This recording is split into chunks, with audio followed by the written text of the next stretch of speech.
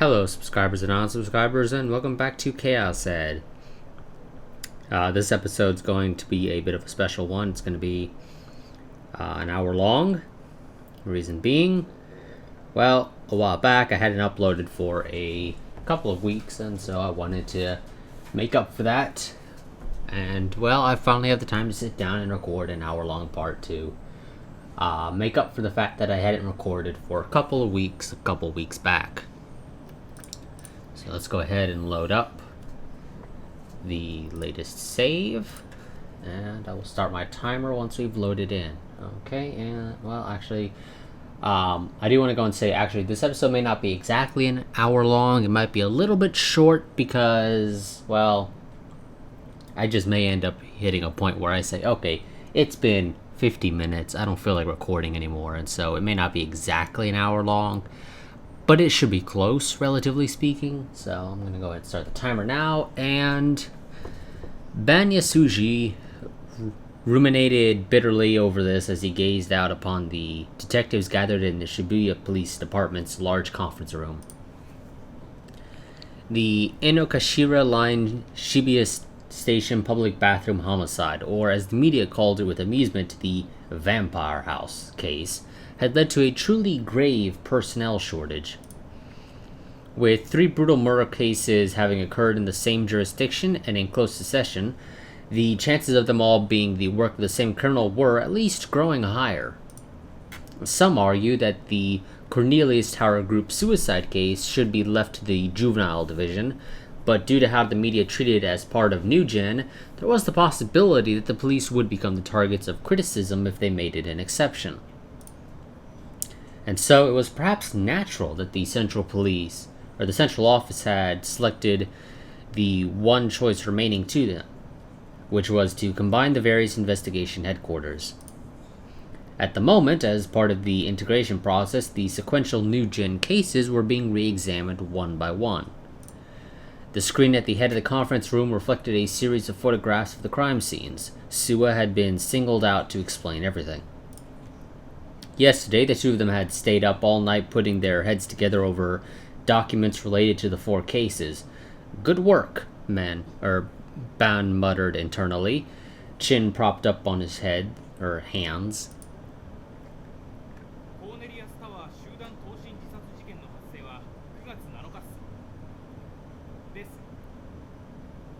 I'm assuming that they already took the bodies away when they took this picture, because I kind of doubt that obviously falling down from a tower would cause, well, basically just to be a mist of blood everywhere. So, likely, obviously, the bodies were already taken away before this picture was taken.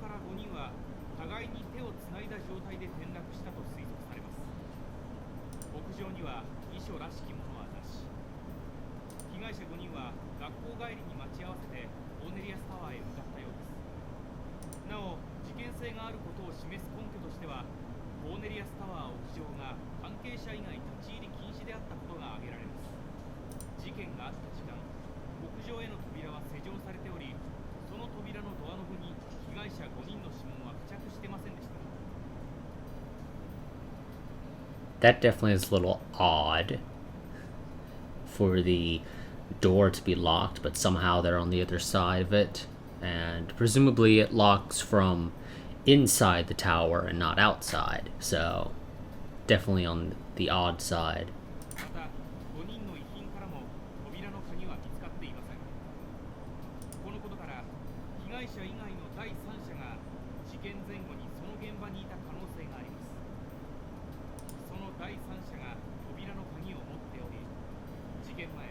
あるいは事件後に鍵を閉めて立ち去ったと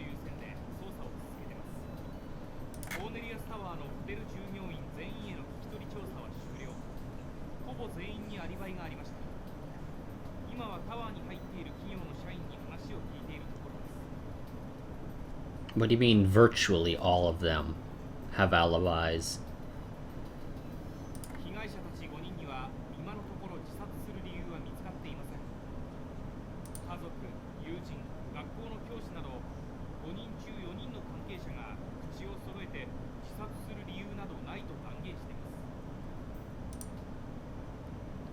The slide changed, switching to the second case, the Shibuya Station college student and fetus homicide.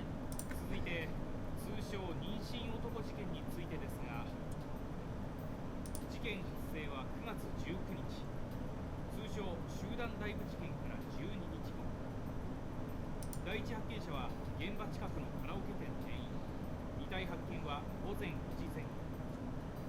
被害者は渋谷区在住の大学3年生、尾上千鶴21歳。発見された時にはすでに死亡してました。死亡推定時刻は遺体発見の約4時間前、19日の午前1時頃です。遺体は腹部が不自然に大きく膨れ上がっており、中から胎児が発見されました。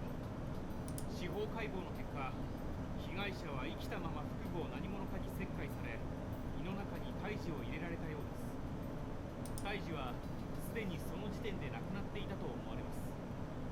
被害者が死亡したのは腹部を縫合された後、縫合した部分をかきむしったり、縫合糸を一部引きちぎった形跡が見られました。胎児は妊娠8ヶ月ぐらいの状態で、母親の体から帝王切開で取り上げられたと考えられます。胎児の母親については今のところ見つかってません。その生死についても不明です。 DNA 鑑定の結果、胎児と被害者には血縁関係はありませんでした。ちなみに胎児の血液型は B 型、被害者の血液型は A 型です。 Okay, so that just further reinforces more or less that there isn't really a blood relation there. Suwa took a breath. He appeared to have grown wary from talking continuously, not to mention the fact that he must have been nervous at speaking in front of so many of his seniors. And 1 second. Okay, I'm back. Sorry about that. I had to walk away for a moment. 次に第3事件、丸山町貼り付け殺人事件です。 After a second, the displayed slide changed to a photo of the staking crime scene. これが現場写真です。事件発生は9月29日。被害者は太田久志56歳、都東大学教授。第一発見者は現場のすぐ近くのアパートに住む男性。被害者の死因は絞殺でした。殺害された後で10本程度の釘を使って貼り付けにされていました。 I'm actually somewhat surprised. Well, nah, I guess not. I was gonna say I'm somewhat surprised they're able to hold him up so well, but nah, hey, they probably would be able to, at least to some capacity. Though I'm somewhat surprised the shirt doesn't seem to have been torn anywhere while being held up. 見ての通り、遺体には外傷はほとんどありません。首についても貼り付けは一部肉体を貫通しているものもありましたが、基本的には衣服を通して貼り付けられている状態です。マスコミでは貼り付け、血の惨劇などと謳われてますが、出血は全くなし。釘はドイツの黒いつなげる社が販売している特徴的な長い十字架のような杭です。犯人が十字架型をあえて選んだということから、宗教的な側面からも捜査を進めています。事件の起きた21時から21時半の間に、現場周辺で壁に杭を打ち付ける音が数十分続いていたという証言が複数得られました。 And apparently nobody thought to go and try and figure out exactly what the noise was. They just said, oh, I'm hearing a noise of somebody hammering something. I'm going to ignore it. Which, I mean, I can't think of any reason off the top of my head why you'd be hearing that sound at, what's that, like 9 o'clock or so? Yeah, like 9 o'clock at night. I don't think in a city you'd really hear a hammer at about 9 o'clock at night. So, definitely a little odd that apparently nobody decided to go and check it out. 被害者の死亡推定時刻がほぼそれと同じ時間であることから、おそらく被害者は現場かそのすぐ近くで殺害されたと思われます。また信憑性は怪しいですが、事件現場で私立水明学園の女生徒を見たという証言も上がっています。最後に井の頭線渋谷駅トイレ殺人事件、通称ヴァンパイア事件です。事件発生は10月10日、遺体発見は午前5時半ごろ、駅員が発見しました。被害者の身元は今のところ不明、身元を示すような遺留品は一切ありませんでした。死亡推定時刻は前日の午前10時から午後6時の間。 Well, that's a fairly large gap in your estimated time of death. 遺体の血液はすべて抜かれており、まるでミイラのような状態で放置されていました。 Though I do got a question. Why is he green? ご存知の通り、この写真が何者かによって撮影され、遺体発見より15分ほど前にインターネットのオークションに出品されており、 As he listened to Sue's explanation, Ben clicked his tongue. This suggested that death was becoming something of a fashion.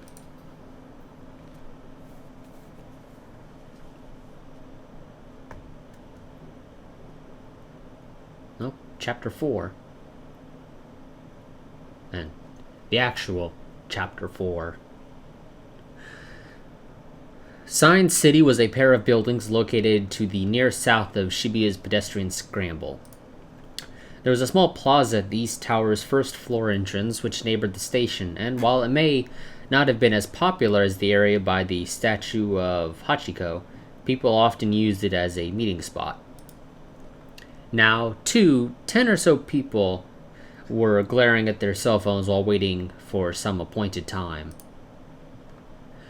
Only one among them wore a strangely harsh expression as she stood in place. She was a high school student, Aoi Sena. The descending escalator that came down from Inokashira Line Station was found on the second floor of Science City. She leaned against a white column nearby it and scrupulously scanned the area.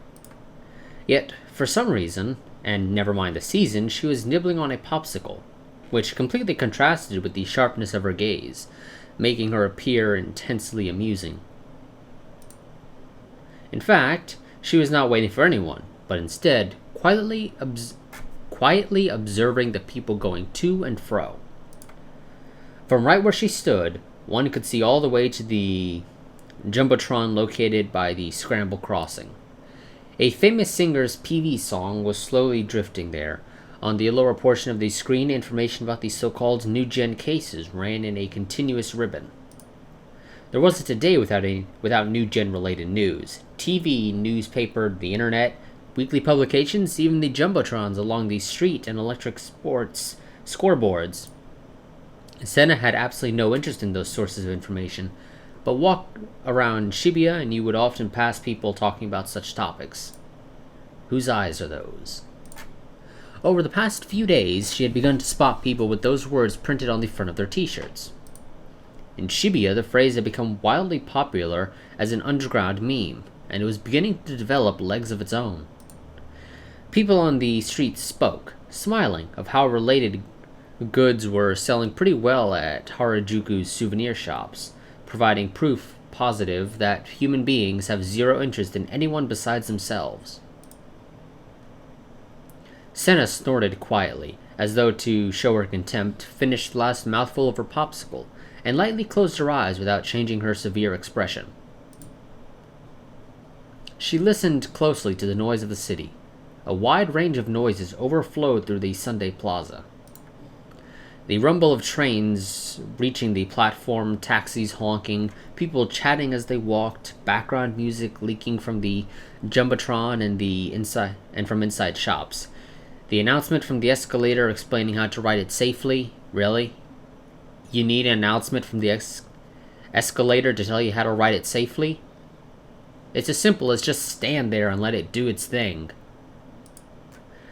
The sounds never died out. Before one ended, the next would manifest, and they went on to play a multi-layered and discordant noise. In the midst of that noise, Senna only paid attention to people's voices. Her brain blocked out all other sounds, and she came to hear their words clearly.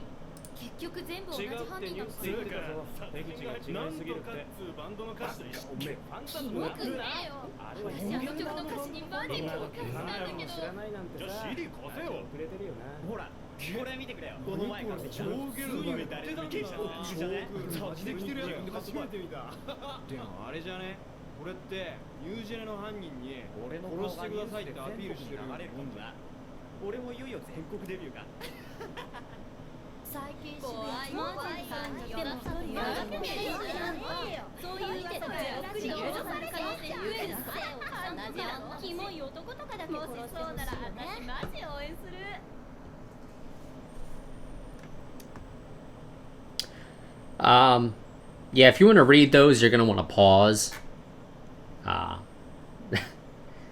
They go by a little too quickly to really do anything with, so yeah. Senna gave a small click of her tongue. She soon ceased listening. She hadn't found anything worthwhile in any of the noise. Ultimately, noise was no more than noises.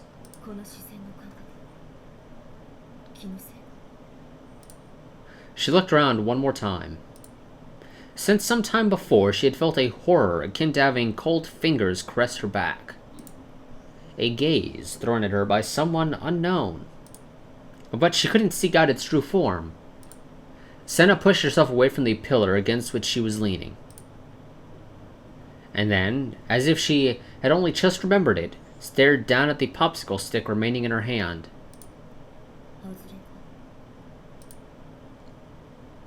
Knitting her eyebrows as if her mood were growing worse and worse, she quickly walked off toward the station plaza.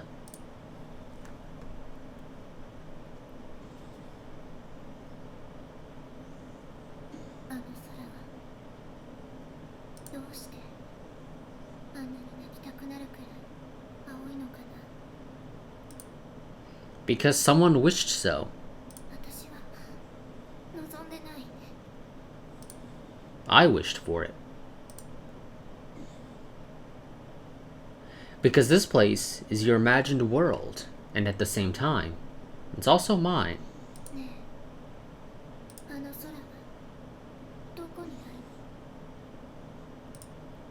Anywhere you wish it to be.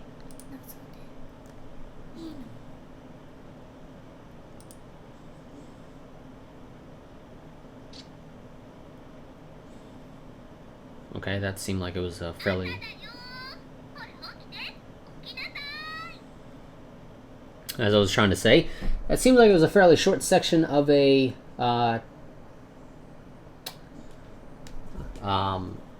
chapter. Sarah was calling me. Barachu was great yesterday. Sarah played a huge role, and there hadn't been a sexy kissing scene. The Saguka quality was way up there, too.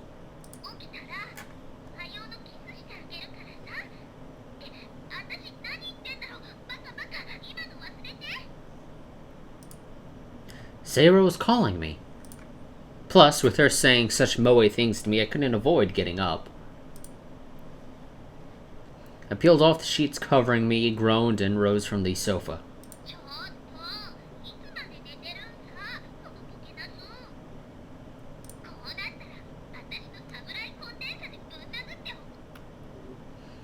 When I switched off the alarm clock, Sarah's voice got cut off in the middle of resounding through my room.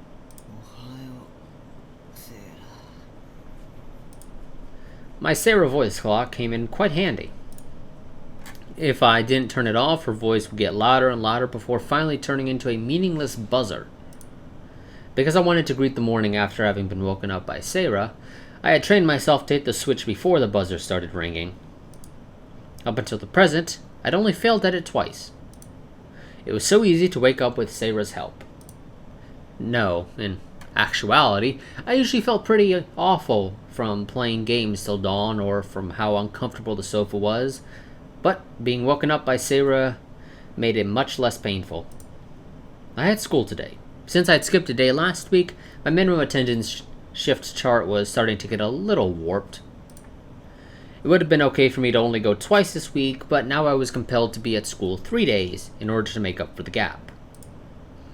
I didn't want to go, but it'd be bad if I didn't. If I stayed home any more than this, I wouldn't be able to graduate. Not that failing to graduate would change anything about me. I had dreamt of Remy. It was an odd dream. It seemed terribly nostalgic. It seemed terribly lonely. It seemed terribly sad. And it seemed terribly distant. Would Remy come to school today? I constantly kept thinking about what happened the day before yesterday. I thought about it on and on to the point of neglecting Ensu. Not about Shogun having appeared or the hallucination of everyone disappearing from Shibuya. I didn't attach tremendous significance to those things. They must have been my delusions. I certainly couldn't believe Shogun was an old man like that, and thinking back over it, there were simply too many impossibilities involved in people vanishing from Shibuya. It had been a particularly real-feeling delusion, but I was ashamed of myself for being so quick to believe in a situation so far removed from reality. More than any of that, Remy, the girl I had called a demon until very recently. My memories of being in that place were surreal and malleable, as in a dream, and the one thing I still recalled clearly was the feeling of Remy embracing me. If she hadn't done that for me, I might have become deranged and lost sight of myself. Why had Remy saved me? I wondered if it was because, as she'd said, we were friends. I had not a single memory of things like her being in my class since freshman year or us going to movies with Misumi. But the attitude with which she made contact with me was clearly one of a close friend. Remy had been a little close to crying when she held me. At the very least, I didn't think it was an act. She was the first girl to ever worry about and cry over a gross otaku like me.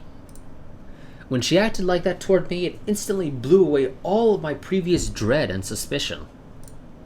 More than that, it made me feel like I was on the verge of falling for her. No, but as you might expect, I was keeping myself carefully reined in. Confusion took up most of the space in my heart. How should I act around Remy from now on? Was Remy my ally or my enemy? Was Remy the new-gen criminal? It was a fact that she had saved me, but it was also a fact that I had seen her standing still, drenched in blood at the scene of the staking.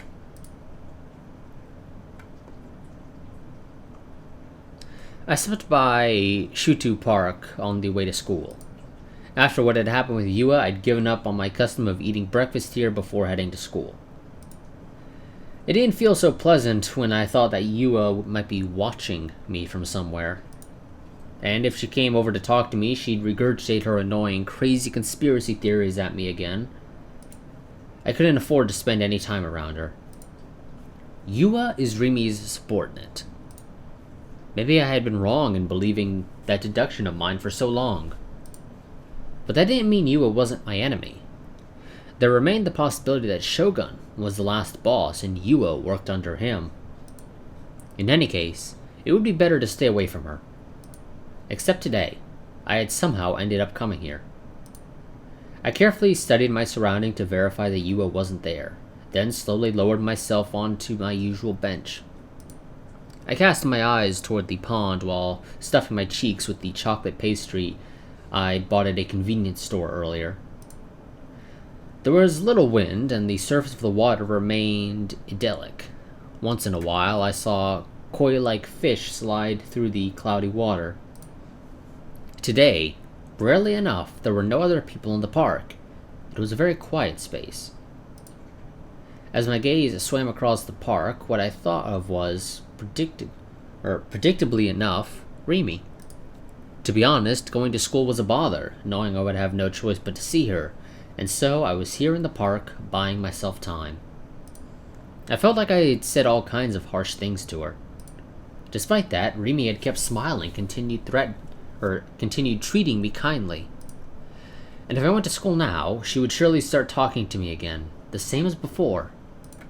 Smiling, acting as though what had happened in front of the 107 building didn't bother her in the slightest, calling out to me as my friend. Somehow, that eternally cheerful demeanor of hers depressed me a little. But she also had an atmosphere to her that made me think maybe, if I stayed with her, I would start feeling brighter as well. With what kind of expression should I go meet her? I definitely didn't think Remy was a demon anymore. But it was also true that I didn't think of her as a friend. Misumi had said that Remy and I had got along well as classmates for the past year and a half, but I had no memory of anything of the sort. Perhaps something was going wrong with the person behind me after all. But was it possible for my memories of Remy to disappear like that? As if they'd been pinpointed? I hunched over even further upon entering the school building.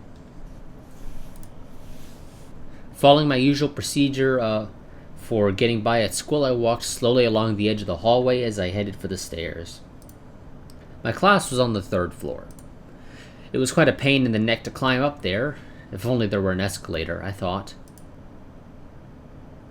Having come to the foot of the stairs, I spotted a girl ahead of me, swaying as she climbed up. She dragged her right foot a little as she walked. Maybe she twisted it. Her small body wavered from side to side. She seemed awfully precarious. As the other students steadily caught up with her and passed her on both sides, she climbed up slowly, literally one step at a time. Looking at her from below, it seemed like her panties would start showing any moment now. Crap! At this rate, I'd end up a peeping Tom. I didn't want people to call me Mirror Man. When that occurred to me, and I stepped toward the stairs to go past her, right then, the girl caught her toes on the edge of the stairs and suddenly wobbled. As she came tumbling down with such momentum that it seemed like I'd hear a bang-type sound effect. Luckily, since she stopped on a landing, she hadn't fallen all the way down the stairs, but she remained on her knees as though she were in pain and didn't move for some time. Was this a flag emergency event? Or a flag emergence event? No, of course it wasn't. Even if it were, I wouldn't be able to bring myself to speak to her. Which is why I hastily slipped past her. Sorry, but get out from a third-dimension loving womanizer like Misumi, okay? Please, don't seek anything from me. But she stayed curled up so motionlessly I started to get a tad concerned. After getting halfway up the stairs, I turned around quietly to see how she was doing. She was clutching the railing and trying her hardest to stand up. Her knees were knocking like those of a newborn deer. Blood oozed from her knee. I wondered if she had scraped it.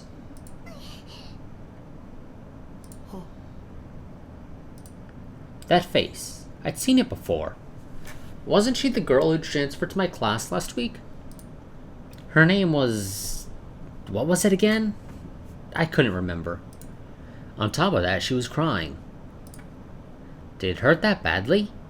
She'd fallen pretty flashily, but it hadn't looked like a big enough impact to merit crying. No one else attempted to offer her a hand.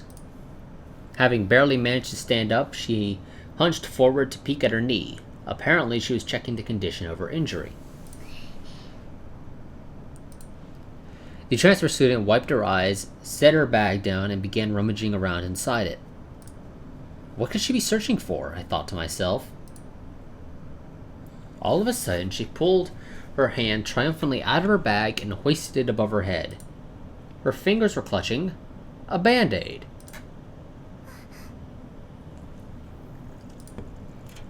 Our eyes met. The transfer student's cheeks went red and she hung her head. Well, for the time being, she seemed to be alright, and even if I didn't stay and watch her, she'd be okay. Reaching that conclusion, I made hastily for the classroom. I lowered my head as I always did, fixing my gaze on the edges of my toes. I silently took to my seat. Come to think of it, I seem to remember that transfer student saying something to me on the day she transferred in. Something about being glad we were in the same class. Rimi had soon made me forget all about it, but I'd wonder what those words had meant. As always, Misumi was calling me. Maybe the truth was that he didn't have any friends besides me.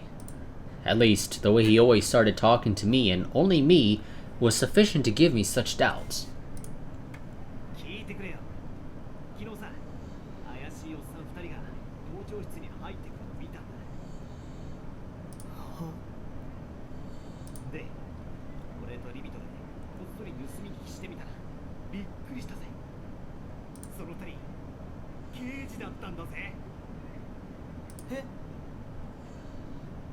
I'm trying to figure out when they went to... I'm guessing it's not those two detectives that we'd been following somewhat recently. It must have been some other detectives, because we know that they went to our main character's elementary school, I believe it was, not his high school. So unless the principal was somehow that teacher that they talked to, it's not possible for it to be the same detective. So I'm going to assume it's a different group of detectives. Detectives?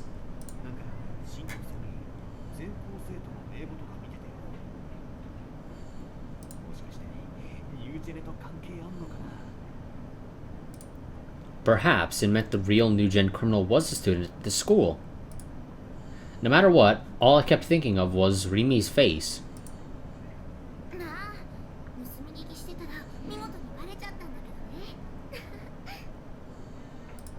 I jumped. Speak of the devil, or whatever they say at times like this. When I heard Rimi's voice burst in on us, I felt my heart rate leap. I couldn't lift my face, I was tense, but it was an utterly different kind of tension from what I had felt up until last week.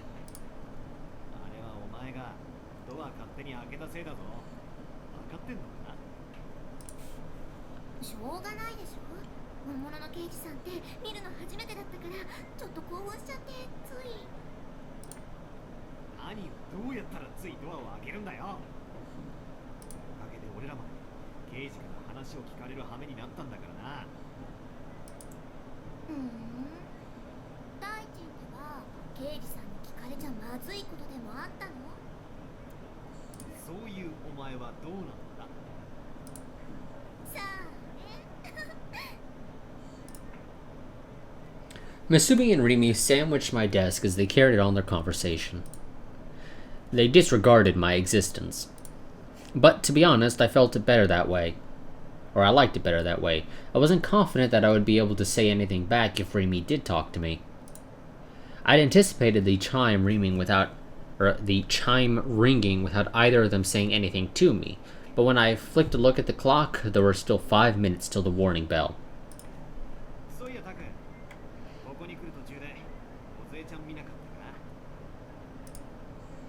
Kazue? Who?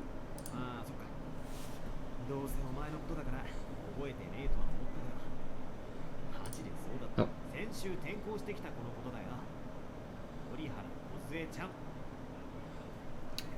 And I thought he had stopped talking at that last line.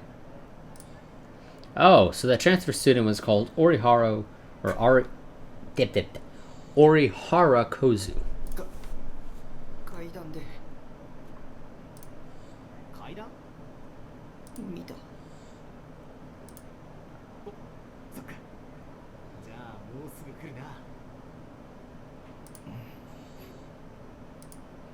Misumi's voice was brimming with enthusiasm.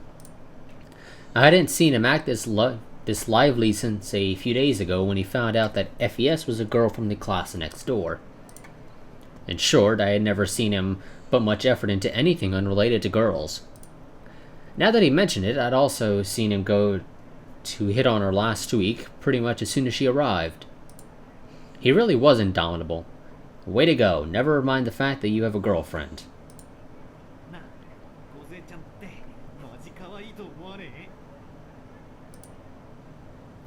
You sure ask me things I find hard to answer. I nodded ambiguously. Apparently, he took it as a sign of agreement. 太郎、俺一目で気に入っちまったよ。なんか守ってやりたくなるんだよな。男子みんなも同じ意見だよ。こいつ可愛いって言ってんだ。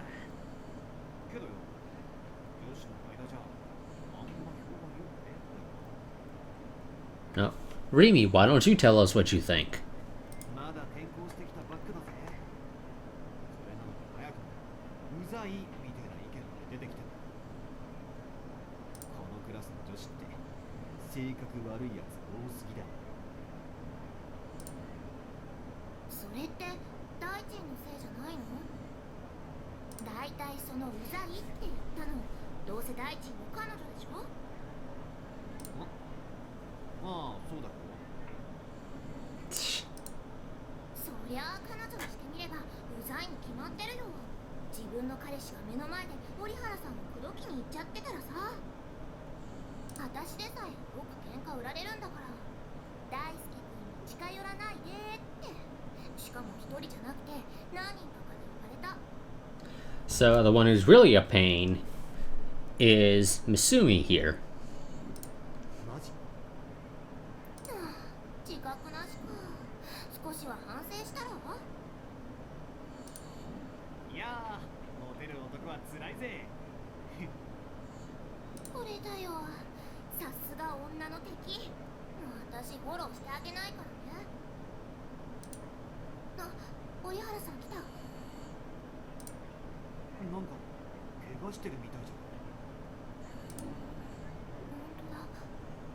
当だ。どうしたんだろう。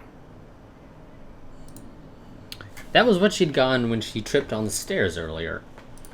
Of course, I didn't feel like telling these two about it. For now, at any rate, I wanted to avoid talking to Remy as much as I could. 俺、ちょっと言ってくれ。 Misumi dashed up to the transfer student. Thanks to his departure, Remy was the only person left nearby my seat. Ah, please don't leave me, Misumi. I think we did red last time. Let's go with the green.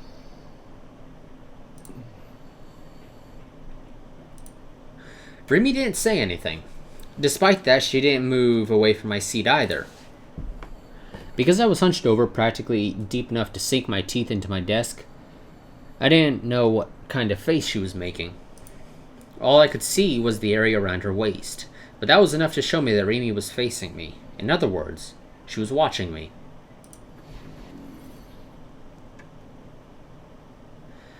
At times like this, I should work up my courage and say something natural sounding. おはよう、崎畑さん。おはよう。 Right on. Our first point of contact had gone well. As soon as I let myself become relieved, Remy made a reluctant face and tilted her head. ねえタク、なんで急に妙ちくりの呼び方するの？妙ちくりん。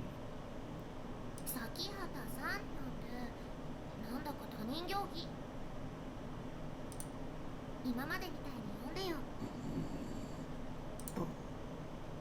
So, Demon Girl. Gotcha.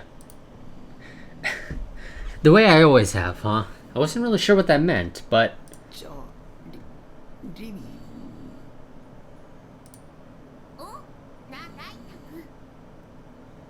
ク。いや、特に何もないけど。じゃあ私から一言。 Remy cleared her throat anew, glanced about the area, then brought her face closer in my direction. タクは大臣みたいになっちゃダメだよ。ああいう女たらしはいつかひどい目に遭うに決まってるから。 Yeah. Definitely if this was school days. あ、うん。肝に銘じておくよ。うんうん。タクのそういう素直なところ、私好きだな。 Like? Hold on. From Remy's perspective, was I an honest kind of character? そもそも私、大臣のことで一つだけ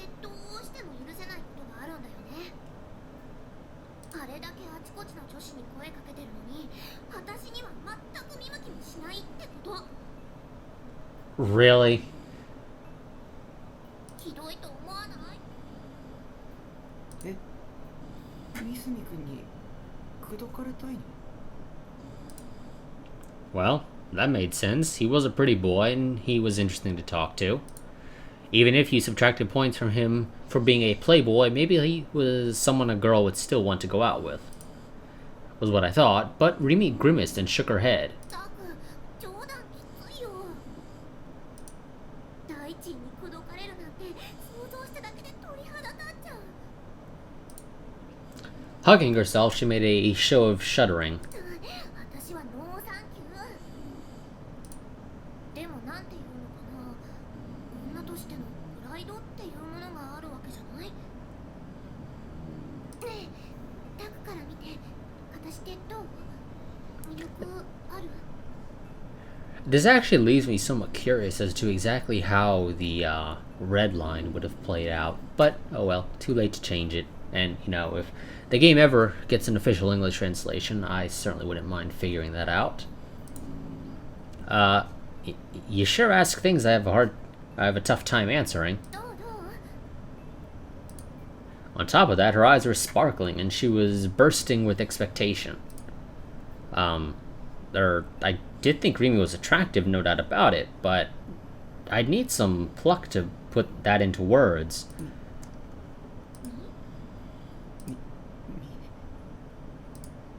認めたくないものだな。若さゆえの過ちというもの。 What the hell?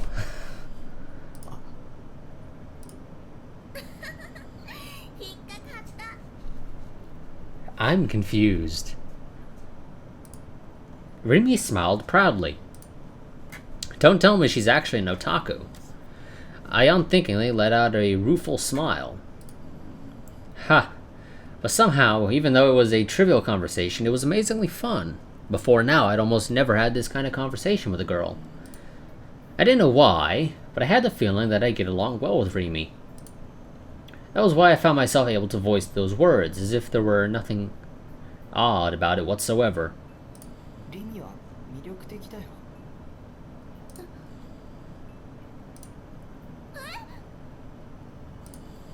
Rimi reeled back exaggeratingly, her face becoming visibly redder with each passing moment. 面と向かって言われると恥ずかしい。でもありがとう。タクにそう言ってもらえるとすごく嬉しい。大地に口説かれるより1億兆倍嬉しい。1億兆なんて桁はないけど。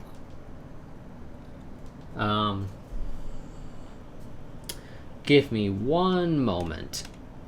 Okay, I'm back. Had to go and give my dog his lunch real quick. なんとなくニュアンスで分かってよ。それだけスケールの大きい嬉しさってこと。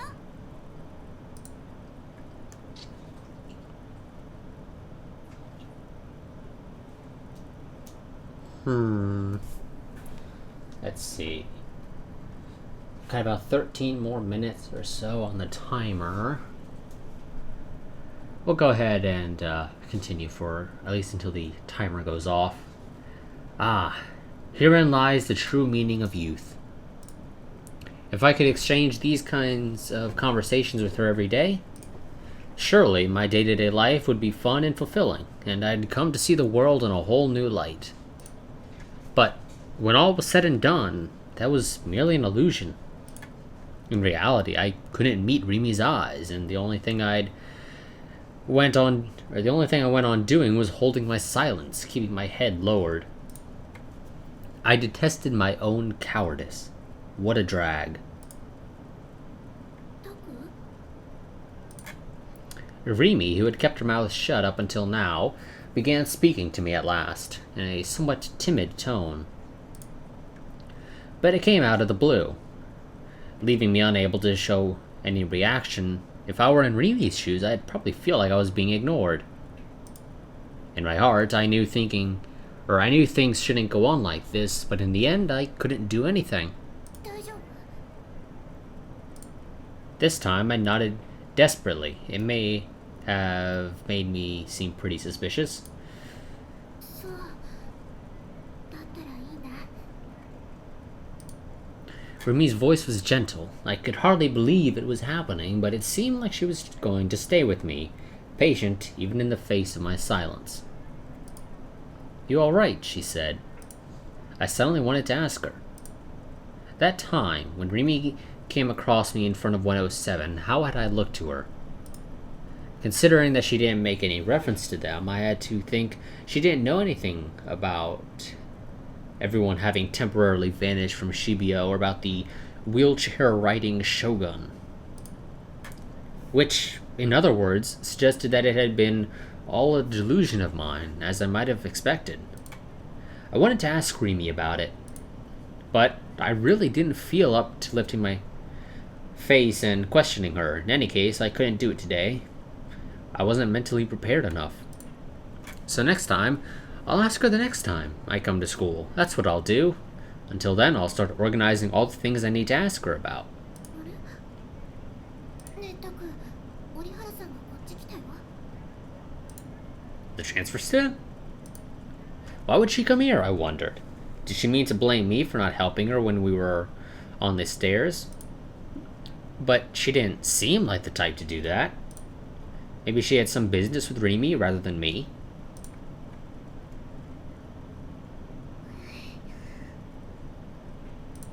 The transfer student stopped once she had come up to Rimi's side. She didn't say a thing. What did she want? As long as Rimi was here, I couldn't raise my head. The transfer student's tones were fidgeting in her shoes, but she still didn't attempt to say anything. 折原さん、どうしたの？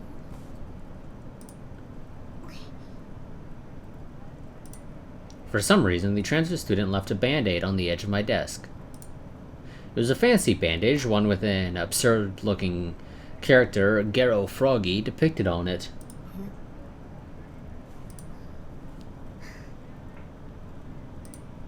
Was she trying to give this to me? I was at a loss for how to react. This Orihara Kozu girl was kind of weird.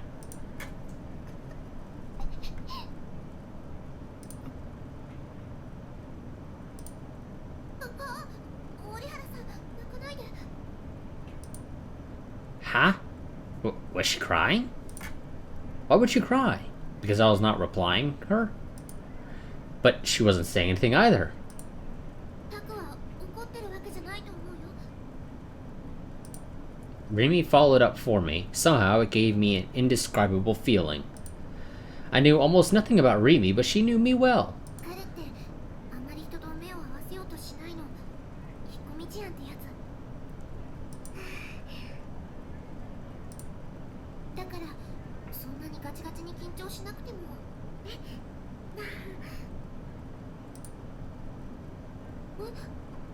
私にも絆創膏くれるの？ありがとう。 The transfer student bowed her head deeply and returned to her own seat as though fleeing.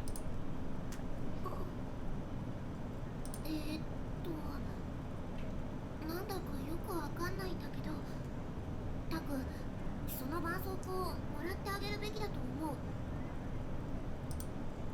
Why had she given it to me? 梢ちゃん、無口だよな。 I sensed Miss Sumi's return. 転校初日に俺が校内を案内したんだけどよ。うわぁ、早く手出したんだ。まだ出してねえっつうの。 Aha, but the key word there is yet. で、まあ1時間ぐらいかけてあちこち回ったんだけど、俺一人で延々と喋り続けたよ。しかもすぐ泣きべそかく。 Damn it, Misumi, don't pause when you're talking.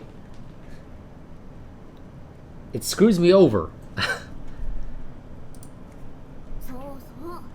今も急に泣き出したから何が起きたかと思ってあたふたしちゃった。 You see, do her like Rimi. She doesn't pause when she talks. そんだけピュアなんだよ。なあタク、お前ならわかるだろう。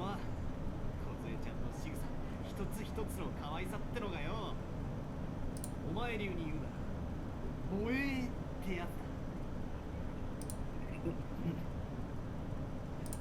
なんだ、クソでも我慢してんのか。 Wow, Masumi, really? I shook my head with all my strength. タク、さっきからちっとも喋ってくれないんだ。 That's because you're here. I wasn't fully prepared yet. I'd never had an intimate conversation with a female friend before. For that matter, I'd never made a single female friend even once in my entire life. でも I think I skipped something there. Maybe? No, I didn't. Okay. もうさ、今折原さんと話してみてなんとなく思ったんだけど、彼女と話してるとなんだか疲れちゃいそうかも。 It's cause... Okay, sorry about that. It's cause she doesn't say anything. Makes it kind of a pain to talk to. Because you gotta figure out what the hell they... I guess... would say based off their facial expressions and their... body movements and whatnot. 女子ってのはマジで同性に対して容赦ねえな。ま、梢ちゃんは俺が守るからいいけどな。 But Masumi, would you protect her from your own girlfriend is the question. ほんの数十秒前に大地の相手するの使えたって言ってなかった？うっせえ。梢ちゃんはタクと同じ匂いがするぜ。ほっとくれって感じ。 Okay, I guess that explains why Masumi spends time with us. It feels like it can't leave us alone because of our vibe. それはわかるかも。 And apparently with Rimi it's the same. I see. Now that he mentioned it, when the transfer student first... Damn it. When the transfer student first came to our class, hadn't she said something similar? この人似てる。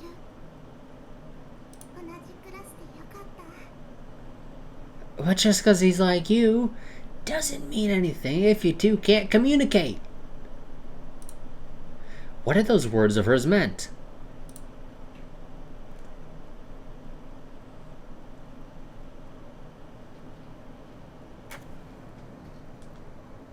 Okay, I've got like 4 minutes left on the timer.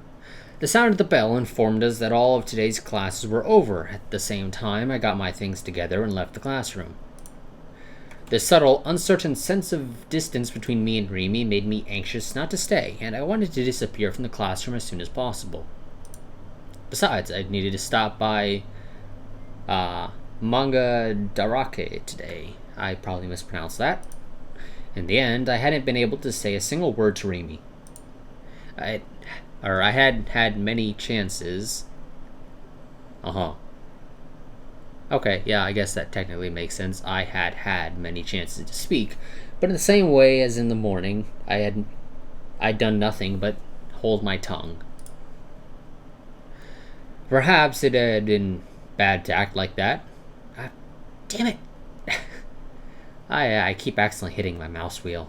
It screws me over. Perhaps it had been bad to act like that. At this rate, it'd be even harder to talk to her next time we met. When it came to making contact with Rimi, I was sinking into quicksand. あ、鬼。 When I was about to leave the school building, a most unpleasant person called to me. Nanami came running over carrying a waste basket. It looked like she had been in the middle of cleaning and was going to throw its contents away. She'd spotted me in the blink of an eye. I tried to ignore her and get out of there fast, but in typical fashion, Nanami wouldn't let me run away.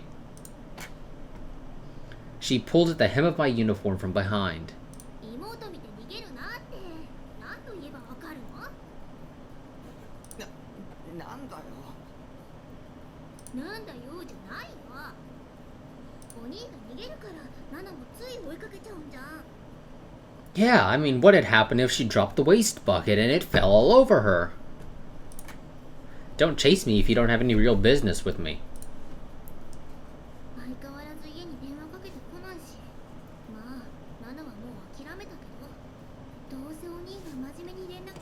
とは思えないもんね。 Wow, so basically it's a I've given up hope on my brother. You understand quite well, don't you? You aren't my little sister for nothing. Not that I had any need whatsoever for a 3D sister. というわけでこれからも定期的にナナがお兄の部屋に様子見に行くから。 Okay, I guess I stand corrected. She hasn't necessarily given up on you. She's only given up on trying to get you to call home. 感謝してよね。 Damn it! It had turned out like this regardless. I longed to somehow escape from the curse of this depression-inducing sister of mine. No, even knowing it was impossible, it'd at least take a little repayment for getting up with her, or for putting up with her. I thought that all the time. I thought that all the time. Ah, I know. Here was my chance to spring into action with a plan I'd previously concocted. It could turn out to be a small, quiet form of revenge. I took a look at our surroundings and beckoned Nanami and began walking toward the courtyard. 何？ちょっと来てくれ。なんで？なんかあるの？ She was the type to get obnoxious over every little detail. And the timer just went off, so once I find a good stopping point, this episode will be over. Stupid sis, incapable of coming along after me in a nice, straightforward fashion. Or way. ナナミに大事な頼みがある。え？頼み？お兄が？なのに？ Nanami's eyes went round. 珍しいじゃん。お兄が頼み事なんて。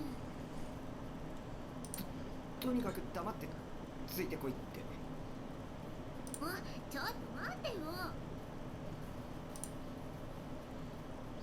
There were a few people in the courtyard. It became boisterous with students eating their lunches during the noon break. But the only people who came out here after school were those in the gardening club. で、頼みって？ Why does it kind of look like she's blushing a little bit? Maybe it's just the way I'm looking at it. Yeah, I think it's just the way I'm looking at it. Nanami put the waste basket she was holding down on the ground, then puffed out her chest, grinning. あ、条件はマクで汚れね。その条件飲んでくれるんなら、本当は嫌だけど、お兄の頼み聞いてあげる。 She must really love McDonald's, I get the feeling. She was constantly finding ways to piss me off, to think that she'd demand some kind of payback. On top of that, I treated her the last time we were at McD's. Meh, whatever. わかった。おごる。え、本当？今日のお兄、いつもと違うね。 I'm curious to know what he is planning to do, though, so we'll stop sometime after he does what he's planning to do. Yeah, but I'm lying. So sorry for being a liar. LOL. And so I handed my cell phone to Nanami. I asked her to dial up 03X733X991, the number recorded in my received calls history that had sent me to that prank call. Oh, never mind. I don't think it's going to be anything particularly interesting then. 着歴の番号にかける？相手は誰？ネットの知り合い。 Seeing Nanami cock her head dubiously to one side, I swiftly told an appropriate-sounding lie. どうしてナナがかけるの？かければわかる。なんか企んでない？ Ah, jeez, so obnoxious. All you've got to do is shut up and do as I say. If you can't, go home. I've got no need for you. じゃあもうお前には頼まない。 But you won't get your McD's if you don't do what we're asking. I made as if to swipe back my cell phone, but Nanami yanked her hand away, dodging me. あ、わかったって。かけるの。かければいいんでしょ？ほんと、わがままなお兄だな。I don't want to hear it from you. I forced down my anger, held my breath, and watched as Nanami dialed the aforementioned number.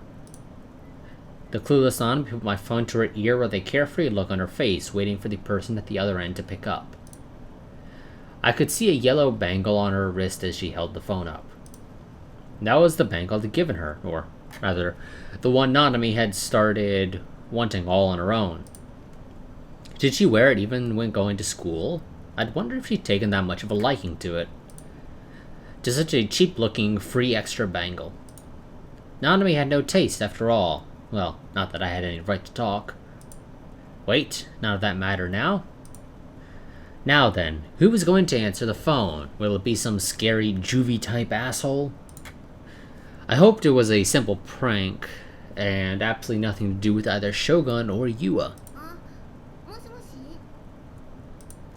It seemed that the call had gone through. Nanami cupped her hand around the receiver as she spoke into it. But she soon knitted her eyebrows together and stuck the cell phone out in my direction.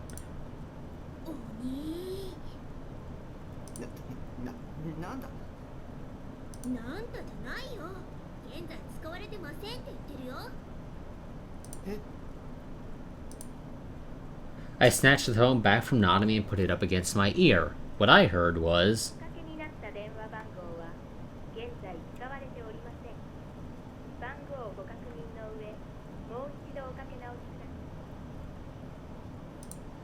She was right.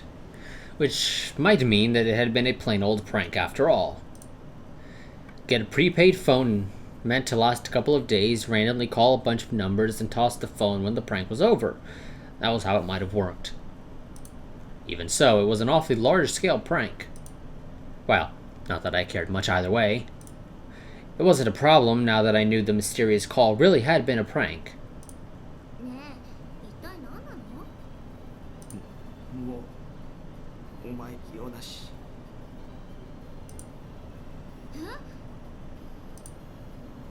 I walked off, leaving Nanami behind, but she soon caught up with me.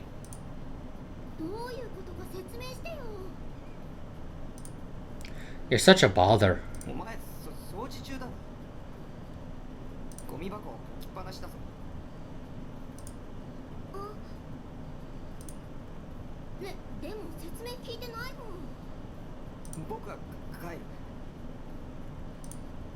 Refusing to engage with Nanami as she hounded me, I hastened toward the school gates.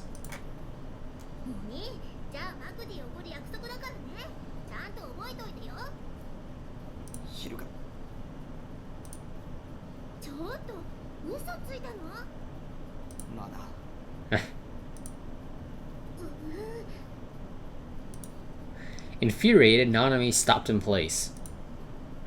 But I kept going. She yelled in a voice loud enough to resound through the whole area. When I looked back at her, fed up, she was glaring angrily at me, shoulders tense.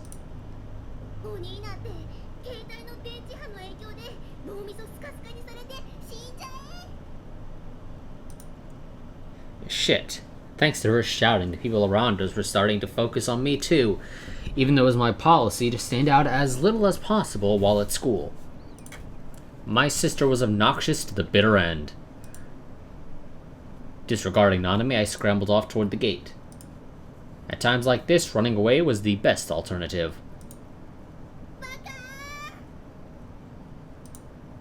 I became exhausted hearing Nanami's voice even after I'd passed through the gates.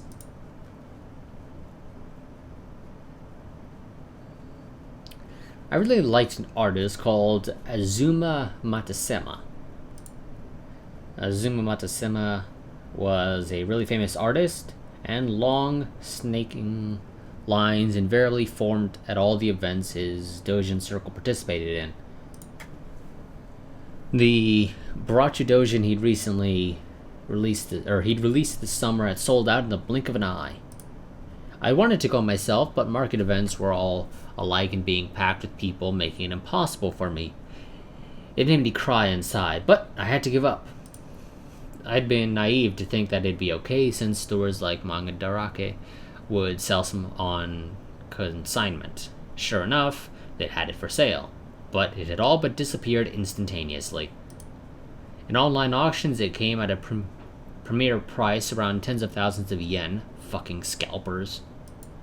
In any case, with things looking like this, I figured it was probably impossible for me to get my hands on it. But yesterday, I'd happened to see it mentioned on Act-chan that Mangadaraka had recently restocked his new publication, which led to me heading over there immediately. Well, I think we're going to go ahead and just end this episode here. Yeah, go ahead and override that. So that's going to be it for this episode. As always, like your comment, subscribe, share, and I'll see you guys next time. But until then, goodbye and farewell.